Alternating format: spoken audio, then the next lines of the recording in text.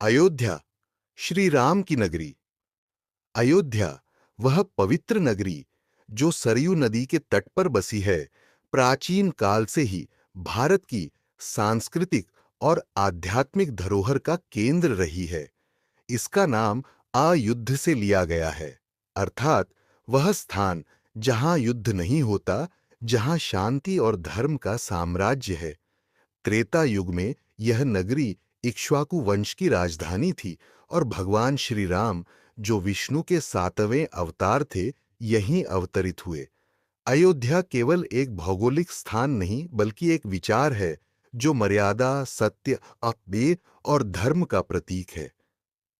अयोध्या का वैभव। वाल्मीकि रामायण में अयोध्या का वर्णन एक ऐसी नगरी के रूप में किया गया है जो समृद्धि, सुंदरता और व्यवस्था का प्रतीक थी। इसकी सड़कें चौड़ी और स्वच्छ थीं। बाजारों में हर प्रकार की वस्तुएं उपलब्ध थीं और प्रजा सुखी थी। नगरी के चारों ओर ऊंची प्राचीर थी जो इसे शत्रुओं से सुरक्षित रखती थी। सरयू नदी के किनारे बने घाटों पर लोग स्नान और पूजा करते थे। अयोध्या के मंदिर, महल और उद्यान इसकी शोभा को और बढ़ाते थे। यहाँ के निवासी धर्मनिष्ठ, विद्वान और कर्तव्यपरायण थे। राजा दशरथ, जो इक्ष्वाकु वंश के गौरवशाली शासक थे, इस नगरी के अधिपति थे। उनके शासन में अयोध्या में कभी कोई कमी नहीं थी। श्री राम का अवतार। त्रेता युग में जब राक्षसों का अत्याचार बढ़ गया और धर्म का ह्रास होने लगा, तब भगवान विष्णु ने पृथ्वी को दुष्टों से मुक्त करने के लिए मानव रूप में अवतार लेने का निश्चय किया। अयोध्या के राजा दशरथ, जो अपनी प्रजा के लिए पिता तुल्य थे, पुत्रहीन होने के कारण दुखी थे। उनकी 3 रानियां कौशल्या, सुमित्रा और कैकेयी थीं, परंतु किसी को भी संतान सुख प्राप्त नहीं हुआ था। ऋषि वशिष्ठ के परामर्श पर राजा दशरथ ने पुत्र कामेष्टि यज्ञ का आयोजन किया, जिसकी अगुवाई महर्षि ऋष्यशृंग ने की। यज्ञ की समाप्ति पर अग्निदेव ने एक स्वर्ण पात्र में खीर प्रदान की और कहा कि इसे रानियों में बांट दिया जाए। कौशल्या और कैकेयी को खीर का आधा आधा भाग मिला और सुमित्रा को दोनों रानियों ने अपने हिस्से से कुछ अंश दिया। फलस्वरूप कौशल्या ने श्री राम को, कैकेयी ने भरत को और सुमित्रा ने लक्ष्मण और शत्रुघ्न को जन्म दिया। श्री राम का जन्म चैत्र मास की 9वीं तिथि को हुआ। अयोध्या में उत्सव का माहौल था।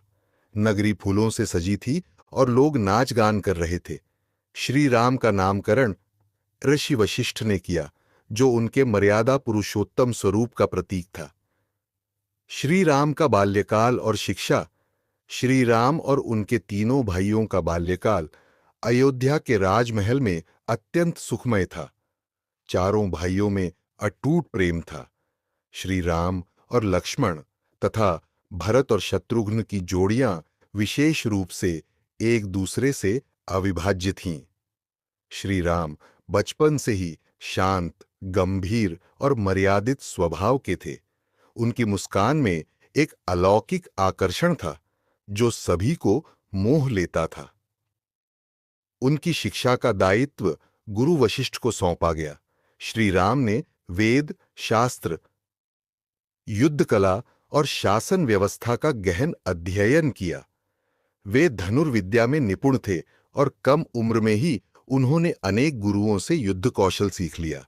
साथ हर पल रहते और उनकी सेवा में तत्पर रहते।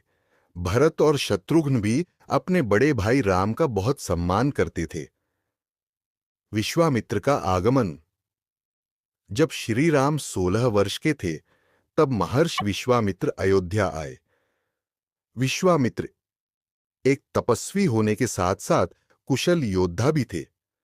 उन्होंने राजा दशरथ से अनुरोध किया कि श्री राम और लक्ष्मण को उनके साथ भेजा जाए, ताकि वे उनके यज्ञ की रक्षा कर सकें, जिसे राक्षस मारीच और सुबाहु बार बार भंग कर रहे थे। दशरथ अपने प्रिय पुत्र राम को युद्ध में भेजने के विचार से व्यथित हो गए। उन्होंने विश्वामित्र से प्रार्थना की कि वे किसी अन्य योद्धा को भेजें, परंतु विश्वामित्र ने स्पष्ट कहा कि केवल श्री राम ही इस कार्य को कर सकते हैं।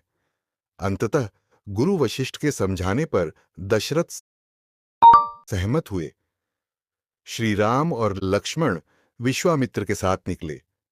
मार्ग में विश्वामित्र ने उन्हें अनेक दिव्यास्त्रों और बल अतिबल विद्या का ज्ञान दिया।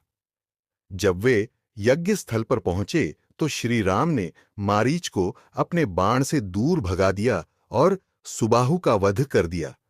विश्वामित्र का यज्ञ निर्विघ्न संपन्न हुआ। सीता स्वयंवर। विश्व